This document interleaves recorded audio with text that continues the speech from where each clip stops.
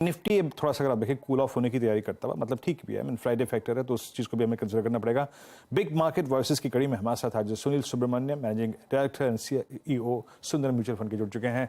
Sunil sir नमस्कार, कार्यक्रम में स्वागत है। आज एक बार फिर से हम निफ्टी बैंक पर ऑल टाइम हाई की दहलीज पर खड़े थे, फिर थोड़ा सा कूल ऑफ हो गए। That's I think Friday factor. But बता रहे फोर्स बहुत है सर। बीते 2 महीने में FIS का स्ट्रॉन्ग पार्टिसिपेशन, DIS का बहुत स्ट्रॉन्ग नहीं तो एटलीस्ट वो अगेंस्ट दैट फ्लो जो FIS का था उसके अगेंस्ट खड़े नहीं हुए।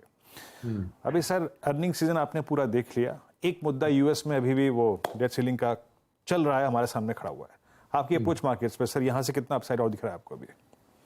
देखिए, अपसाइड मेरे लिए बहुत जबरदस्त दिख रही है क्योंकि अर्निंग सीजन इन लाइन था और कुछ सेक्टर्स में बेहतर भी आया, जिसे बैंक्स का आपने बताया करीबन 50% की ग्रोथ आई है EPS में। ऑटो में करीबन 37% की ग्रोथ आई है। तो ओवरऑल अर्निंग सीजन की आउटलुक मेरे ख्याल में इस साल के अर्निंग्स के लिए एक सपोर्ट देती है, क्योंकि जो अर्निंग्स ऑलरेडी आ चुकी है वो तो ऑलरेडी इन द प्राइस है। मगर खबर जो आ रही है कि आउटलुक इंडियन इकोनॉमी की और कंपनियों की अच्छी दिख रही है। That's number 1। नंबर 2, मार्केट की अपसाइड के लिए 2 चीज आपको याद रखने की जरूरत है। एक, FIS जो जनवरी, फरवरी और may be first few days of March में बेच रहे थे, क्योंकि मल्टीपल फैक्टर्स थे। एक्चुअली देखिए, December 15 टू December 30 एक नॉर्मल ईयर एंड सेलिंग हुआ था, और जो जनवरी इफेक्ट हर साल होता है कि FIS की वापसी इस साल नहीं हुई, और करीबन 35,000 के करीब करोड़ उन्होंने निकाले थे से from January, December 15 to January, so March let's say 10th और 15th। बट उसके बाद क्योंकि अदानी का न्यूज या सिलिकॉन वैली बैंक का न्यूज और क्रेडिट स्विस की न्यूज के कारण जो एक डरावट आई थी, जो FIS इंडिया से स्टे अवे आ रहे थे, वो सब निकला कि कुछ उसमें खास नहीं है इंडिया के लिए। इंडियन फाइनेंशियल सिस्टम स्ट्रांग है, मजबूत है, कोई इंपैक्ट नहीं है। तो जो वापसी शुरू हुई उसके साथ एक इंपॉर्टेंट फैक्टर जो हुआ, ऑयल का 85 से 75 तक $10 गिरना। तो इंडियन मार्केट को इमर्जिंग मार्केट के ऑपोजिट अगर देखें कंपैरिजन में, ऑलवेज हमारी एक कॉन्ट्रा व्यू होती है फ्रॉम FII पर्सपेक्टिव, क्योंकि ब्राजील, रशिया जैसे, सऊदी अरेबिया कमोडिटी एक्सपोर्टर्स है और हम ज्यादातर कमोडिटी इंपोर्टर है। जैसे ही आपको तेल का दाम गिरने लगा और न्यूज लगी US की, तो वो एक कारण था वापसी का भी।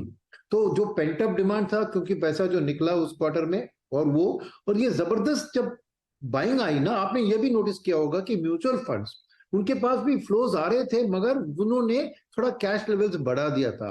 तो जो भी मार्केट का राइज था FIS के खरीदारी के बाद, म्यूचुअल फंड्स बेच रहे थे, थोड़ा बहुत कैश रेज कर रहे थे, क्योंकि एक अनसर्टेनिटी था उनको 2 चीज के ऊपर। एक, FIS आके ब्रॉड सभी सेक्टर्स को खरीदते हैं इंडिया में, तो बगैर एक्सटर्नल ओरिएंटेड सेक्टर जैसे मेटल्स समझिए, और सेफ्टी सेक्टर लाइक FMCG या फार्मा और IT, यहाँ पे भी थोड़ी बहुत खरीदारी FIS कर रहे थे। बट डोमेस्टिक फंड मैनेजर्स के लिए कॉन्फिडेंस नहीं था, क्योंकि एक डिप्रेस वर्ल्ड जो रिसेशन में कि नजदीक पहुंच रही है, जर्मनी के आंकड़े भी आए कि रिसेशन कंफर्म्ड है।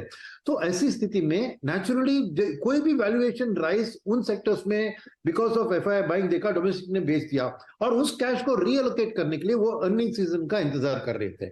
तो अब स्थिति ऐसी है कि तेल भी आज भी देखिए, रशिया और सऊदी अरेबिया का गठबंधन उतना मजबूत नहीं दिख रहा है। Saudi Arabia wants production cut, Russia बोलते नहीं, ऑप्टिमम में है। तो ऑयल का आउटलुक एज लॉन्ग एज एक स्टेबल थोड़ा डिक्लाइनिंग आउटलुक है, FII फ्लोज जारी रहेंगे। और अभी म्यूचुअल फंड्स भी वापस, एक हफ्ते में देखा, वापस वो डिप्लॉय करने लगे हैं जो कैश उन्होंने रेज किया था। तो आने वाले दिन में दोनों FIS की पैसे के कारण और डोमेस्टिक बाइंग के कारण मैं मार्केट को एक सपोर्ट देख रहा हूं कि ये बढ़ती जाएगी। तो उस चीज के अंदर समझ गया सुनील जी। एक बेसिकली क्लियरली आपका मोमेंट आउटलुक काफी पॉजिटिव है। एक चीज मुझे पूछनी है आपसे, अब मार्केट के वैल्यूएशन, तो खास तौर से जो जहां सबसे ज्यादा बाइंग हुई है, जैसे कंजम्पशन स्पेस, ऑटोमोबाइल या FMCG, दोनों में इसमें वैल्यूएशन काफी हाई नहीं लग रहा है आपको? 2-3 है। एक कंजम्पशन में बात करूंगा कि उसमें FMCG को हटा दीजिए। कोई FMCG क्या होता है ना, देखिए FIS जब एक risky country like India, for them India is a risk, तो उधर वो सेफ्टी ढूंढते हैं। तो आपको यहाँ पे अर्निंग्स ग्रोथ 5-7% दिख रहा है, वो हमारे लिए बहुत कम दिख रहा है, क्योंकि हमारे पास कुछ सेक्टर्स है जो मल्टीपल डबल डिजिट में बढ़ रहे हैं। बट फॉरेनर के लिए कंपैरिजन ऑफ द FMCG एक safe strong segment compare to other countries की, सो इसलिए वो उसमें खरीदारी कर रहे हैं। तो डोमेस्टिक फंड मैनेजर्स जरूर एक न्यूट्रल अंडरवेट ऑन एफएसएनजी रखेंगे, बट प्राइसेस उसके राइज और भी होंगे क्योंकि एफआईएस फिर भी उसको उसी को खरीदेंगे। उनको ये वैल्यूएशन का फिक्र नहीं है क्योंकि वो इंडिया का रिलेटिव वैल्यूएशन नहीं, इनसाइड इंडिया नहीं देख रहे हैं, मगर रिलेटिव टू अदर कंट्रीज देख रहे हैं, नंबर 1। नंबर 2, आपने दूसरी बात कंज्यूमर ड्यूरेबल्स की करें। सी कंज्यूमर ड्यूरेबल्स क्या है ना, इसमें एक सिक्लिकलिटी एलिमेंट होता है तो एफएमसीजी में नहीं है, क्योंकि ये सब प्रोडक्ट्स है, रेट सेंसिटिव प्रोडक्ट्स है। ईएमआई इंपैक्ट होता है जैसे रेट कट, रेट राइज। अब माहौल क्या बन रहा है कि इंडियन रेट्स, देखिए जीसेक के रेट्स ही करीबन बहुत 50 बेसिस पॉइंट गिरे हैं, 7 के आसपास है।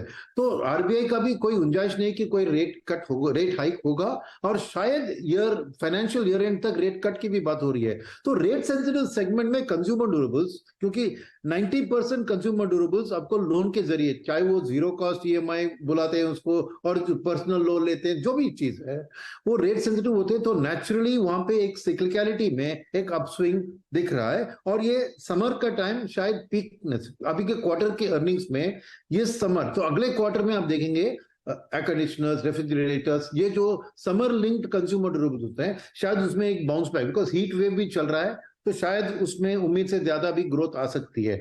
ये सिक्लिकलिटी के कारण उधर वैल्यूएशन बढ़ गए, फिर भी अर्निंग्स ग्रोथ का एक V shape recovery will justify that. So auto is also in the same pack, इसलिए ऑटो का अर्निंग्स भी अच्छी रहा है, मगर ग्रोथ आउटलुक भी, बिकॉज रेट सेंसिटिव सेक्टर्स का ग्रोथ आउटलुक अच्छा रहेगा, रियल एस्टेट, कंज्यूमर ड्यूरेबल्स। इसलिए हम तीनों को, real estate, housing, consumer durables और ऑटो को, सबको कंज्यूमर डिस्क्रिशनरी के पैक में हम देखते हैं, सिमिलर रेट रिलेटिव। सो एक soft interest rate, moderate inflation स्थिति में मैं देख रहा हूं कि इनकी ग्रोथ उम्मीद से बेहतर आ सकती है। तो आज के वैल्यूएशंस शायद उतने डरावनी नहीं हैं जितने आपको प्योर नंबर से आप देख रहे हो। सुनील सर, बहुत बहुत शुक्रिया, आप इस कार्यक्रम में शामिल हुए। सभी आई थिंक पहलुओं पे बातचीत की आपने, स्पेशली ग्लोबल पर्सपेक्टिव भी थोड़ा सा अपना इस अपने जवाब में अपने शामिल किया। बहुत बहुत शुक्रिया सर। निफ्टी अब 18,507, 44,040 निफ्टी बैंक, अभी करीब 22 मिनट का समय बाकी है। Let's hope for the best.